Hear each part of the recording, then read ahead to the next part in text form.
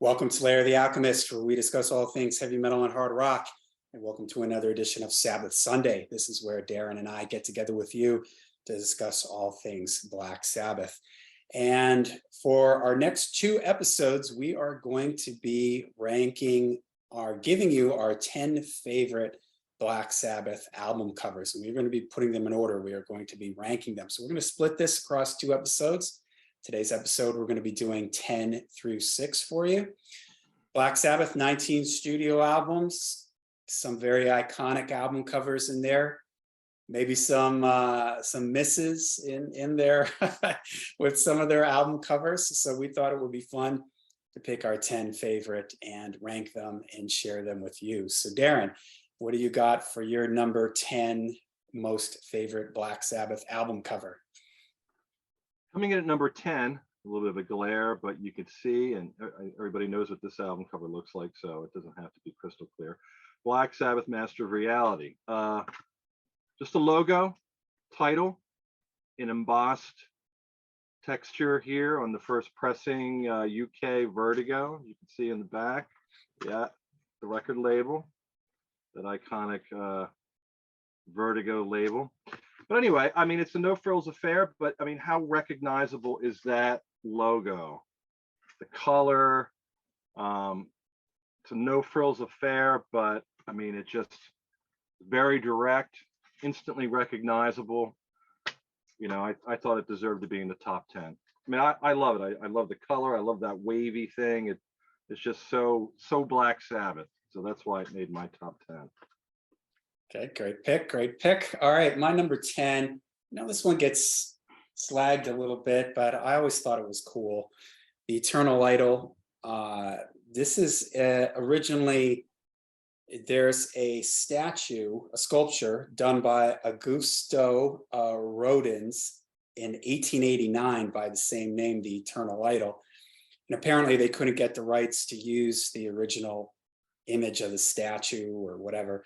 So they recreated the statue with two models, and the famous story is they spray painted them with this, brownish gold paint, and they landed up getting poisoned from the paint and had to be rushed to the hospital afterwards. But I'm a sucker for kind of like statues, especially like cemetery type statues. And I know this isn't a cemetery statue, but it's maybe something you could see in a cemetery somewhere, and it's kind of mournful, has sort of that sort of vibe to it. And coming after Seventh Star with a very forgettable and very un-Black Sabbath-like album cover, I just thought that this sort of brought back the kind of feelings that I want to feel when I see a Black Sabbath album cover, which is a little bit of epicness, a little bit of moodiness. It's slightly a little bit dark and mournful or something, and it sort of sets the mood for the album for me. So that's my number 10, the Eternal Idol. Yeah, it's cool. I like the logo on that too. That stacked block thing. I think that's pretty cool. The artist name is Gustav Rodin. Yeah, and there's actually a Rodin museum in Philadelphia when I was going to art school. Many years ago, light years ago now it seems. The whole class went in and saw a lot of the statues, and they're not very big. They're about, well, I mean they range in height, but a lot of the statues were fairly about a foot high. Something like that. Was that one of them? Was that there? I don't remember, because this was before that album came out, so I wasn't looking for it. But one thing that was really cool and probably worth mentioning, even though it's unrelated to Black Sabbath, was as you walk into the front door of the museum, there's a piece of door, huge. It's probably about 8 feet tall, 4 foot wide. It's called the Gates of Hell. Oh, wow. And it's a relief. It's flat. It's like a doorway, and it has like things coming out, and it's like, it kind of reminded me at the time of Han Solo, The Empire Strikes Back in Carbonite. It was like that. It had all these creatures and demons and human figures like kind of stuck trying to like get out or something. It's really cool. You can look it up. But to actually see that in person was really cool. But yeah, so awesome. Interesting. All right, what do you got at number 9? Number 9, I have Paranoid.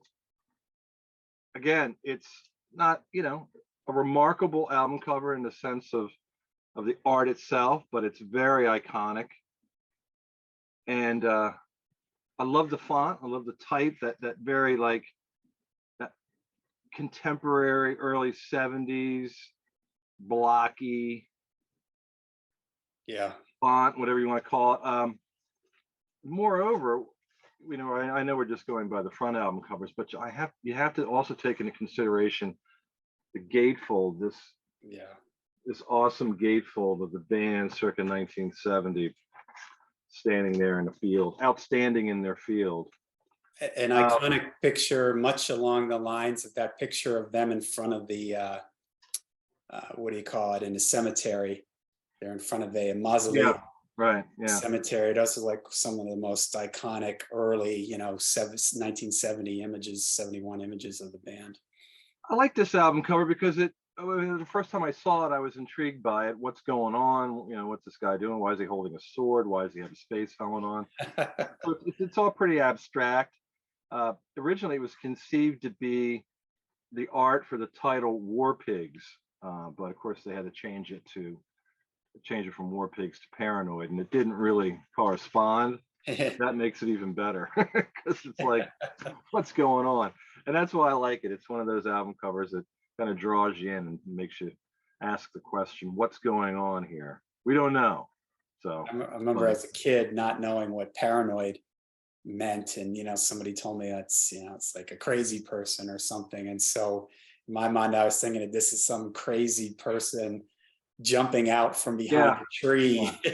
yeah, you can draw your own conclusions. It's like, With a motorcycle helmet on and a glow in the dark sword. yeah. Okay, my number 9, and I don't know if live albums were fair game, but I'm going to go for it. The Live Evil album cover.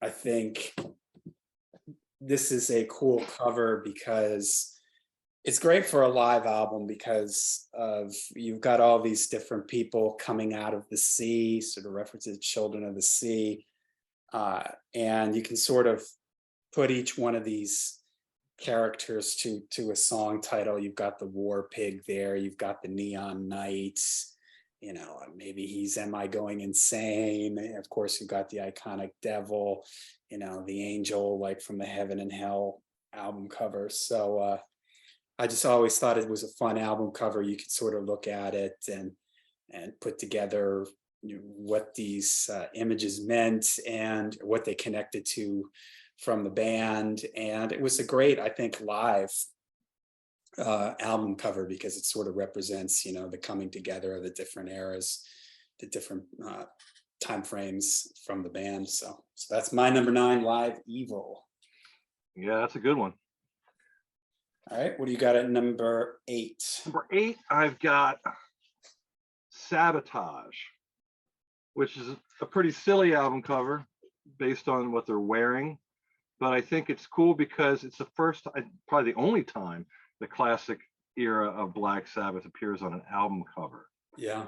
And it also, of course, the most remarkable thing about it is Bill Ward's outfit with the underwear and his wife's red tights and the leather jacket. Ozzy's wearing a kimono. Geezer's holding a cane. It raises a lot of questions, but it's just really cool. A little bit of backstory, and we talked about this when we did our podcast on Sabotage, that the concept was originally supposed to be where they were going to be like in a castle setting and they were supposed to wear all black, but they went to the test photo shoot wearing whatever it was they had on that day, which was just like a mishmash of different fashions and whatever they woke up and wore. And then of course those test photos ended up becoming the album cover photo because they ran out of time. They didn't plan it well enough. And they didn't do everything the way that they were supposed to. So they ran out of time, and the only photographs they had were these test photos of them dressed up in these strange outfits, which makes the album cover even more cool. So yeah, Sabotage, number 8 for me. Really cool album cover. And I always liked the mirror there, and sort of, I don't know if there's a term for this, but their reflection in the mirror is sort of reversed, and And if you show, do you have the record there? Show the back of the album cover.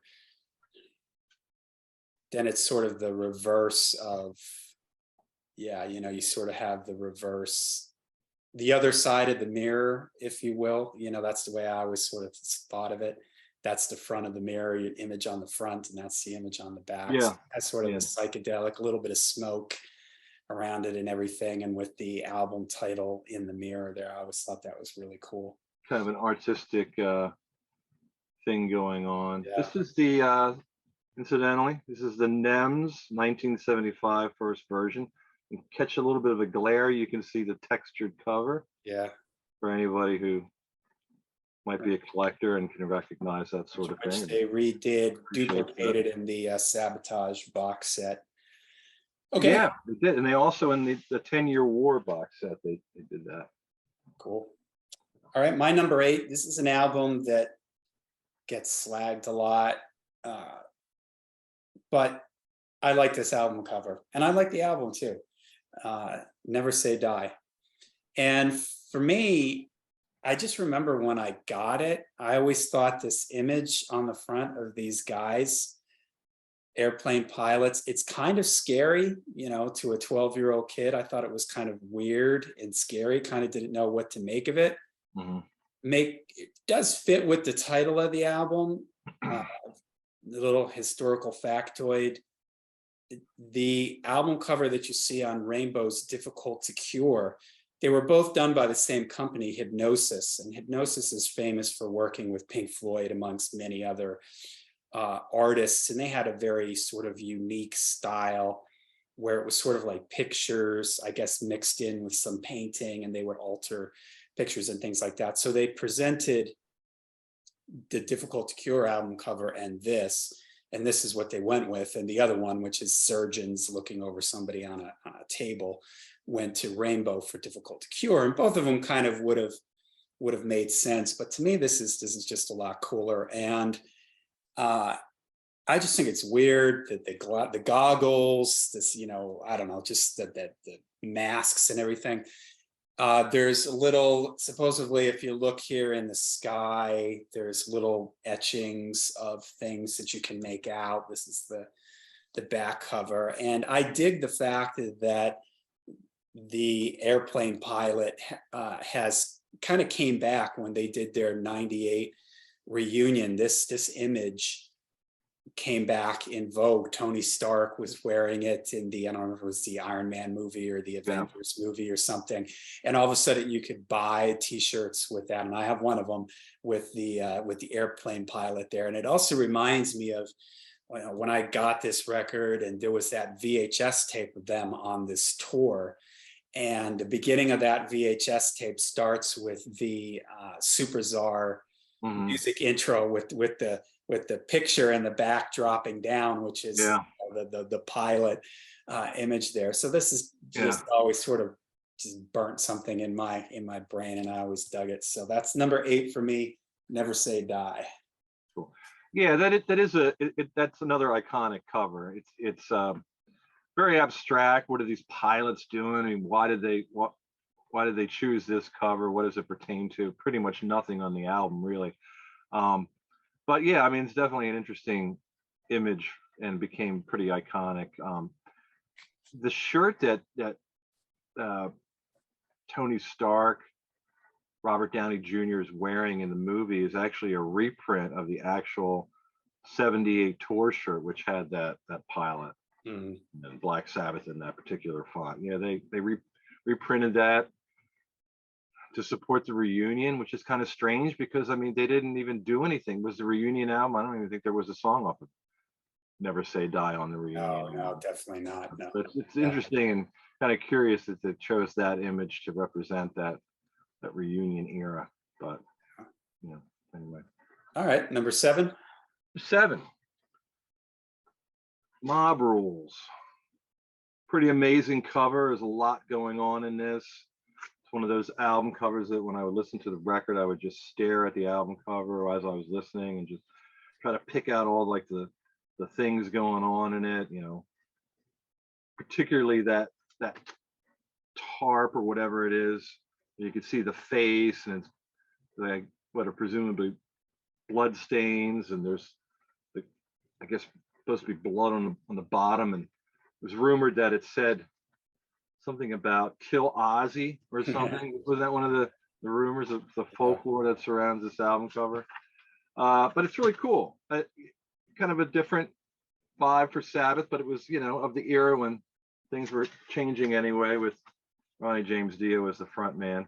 Done by Greg Hildebrand of the Brothers Hildebrand art team. It did some Star Wars posters and Tolkien calendars and fantasy art illustrations and stuff like that. But this is kind of a departure from that. It's very, very morbid, and almost, I guess you can consider it violent. And it kind of like went into the intensity of the album. It's definitely a heavy metal album. I mean, we've talked about this album a lot of times before, and how it's like probably, from my perspective, I think it's the greatest heavy metal album of all time. So having an aggressive cover, I think suits the music and suits the band really well at this particular point in time. So yeah, number 7, Mob Rules. Nice. All right, number 7 for me. Cover that got slagged at the time when it came out. Ian Gillan famously saying that he threw up in his mouth a little bit when he saw this, but I've always liked it. Born Again, the blue and the red, the band font. I don't think we mentioned this already, but someone brought this to my attention that Black Sabbath never used the same band logo, at any point on any of their albums. So, but this is one of my favorite because it reminds me a little bit of Speak of the Devil, and the artist that worked on this also worked on Ozzy's Speak of the Devil. So the artist is Steve Kelcher Yoli, I think. And this is actually a photo from a 1968 magazine of a crying baby that he colored in and added the fangs and the nails and everything to it. And interestingly, that photo was also used on the Depeche Mode New Life. I believe it was a single. And it's not the same thing here, but it's the baby. They used the original picture, and then this was taken. And I guess the story goes that this guy didn't really want to work on this album, and Don Arden was pressuring him. So he just sort of threw this together thinking like there's no way on earth they would ever accept this. And they did. And it's become, just like the album has developed a cult following, this album cover in some ways has developed a cult following. And every now and then I'm out somewhere and I'll see somebody at a show with this, this cover on their shirt, and it really jumps out because of this purple, bluish purple, and the red and everything. It's just a cover that really jumps out at you. And my good buddy over at Ruthless Metal, the YouTube channel Ruthless Metal, if you've never checked him out, definitely check him out. He has an awesome channel. He took this color scheme and he applied it to all the Black Sabbath album covers. And I thought that was just a really interesting experiment. And the back is cool. Again, the font very much reminds me of Speak of the Devil, because it's the same guy and basically the same font and everything. So, maybe it's a little tacky or something, but it's cool. It works, and I know the band doesn't seem to like it and everything, but I don't know. I just dig it, and I just think it just jumps out when you look at it. Yeah. Okay, so we are on number 6. Number 6 for me. I am in the cult of Born Again album covers. Steve Crusher Jewell is the guy's name. Crusher's a nickname. He not only did Speak of the Devil, but he also did the graphic art in Diary of a Madman. Yeah, that has that same font. Yeah. And he was a graphic design guy that worked for Kerrang magazine. So I think that he was doing the Kerrang logos, the pointy, jaggedy Kerrang logos and stuff. And I think that's how he got the job from the Ardens, was his work that he'd done on Kerrang.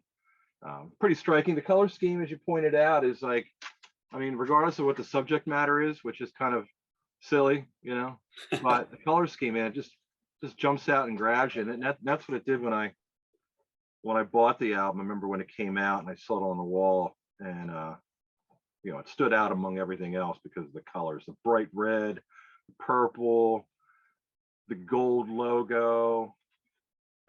Pictures on the back are really cool, Yeah.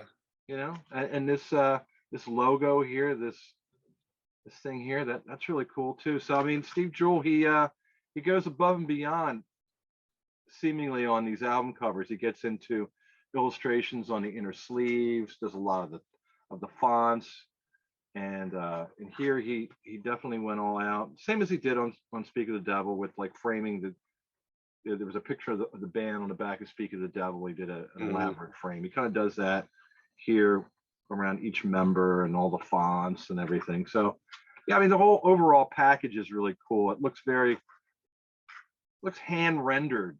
Doesn't look like it was done on a computer, which is really cool. Everything now, it's very slick and computer generated. This is done with probably like pens and cut and paste and everything, and it's really cool. It's a relic from a bygone era. But beyond that, striking image, creepy, scary, whatever you want to call it, bad taste.